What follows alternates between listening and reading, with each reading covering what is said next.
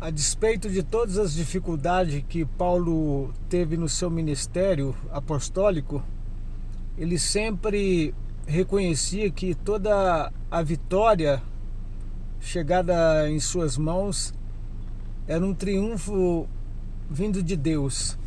E ele pôde então registrar, inspirado por Deus, a palavra, quando ele diz graças a Deus, porque em Cristo sempre nos conduz em triunfo e por meio de nós manifesta em todo lugar o cheiro do seu conhecimento, a fragrância do seu conhecimento. Significando isso que em Cristo sempre nós somos um poder de influência onde nós estamos.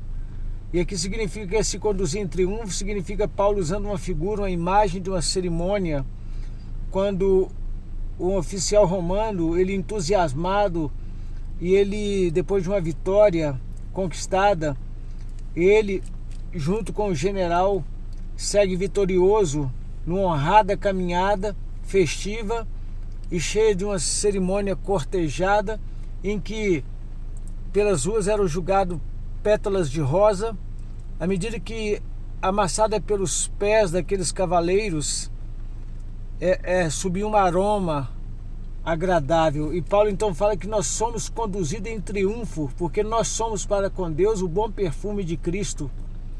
Ou seja, Cristo em nós faz com que um cheiro agradável possa proceder da nossa vida, porque Jesus está em nós.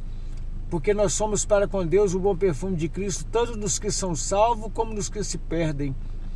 Para estes que se perdem, cheiro de morte para a morte, para com aqueles que se salvam, aroma, perfume de vida para a vida. Quem, porém, é suficiente para isso? Quem entende essas coisas? Porque nós não estamos como tantos outros mercadejando, falsificando a palavra de Deus. Antes, em Cristo, falamos de Deus como na presença de Deus e da parte do próprio Deus. Para com Deus o bom perfume. Então Paulo estava dizendo que ele era grato a Deus pelo privilégio de poder agradar a Deus porque Cristo estava nele.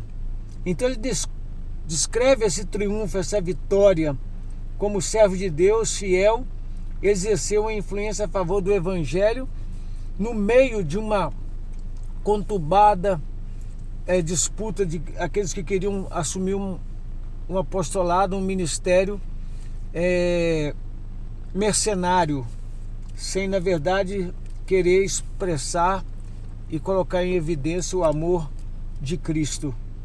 E ele continua dizendo, não estamos como tantos outros, ou seja, não como a maioria, diz respeito especificamente a falsos mestres que atuavam mediante a sabedoria humana.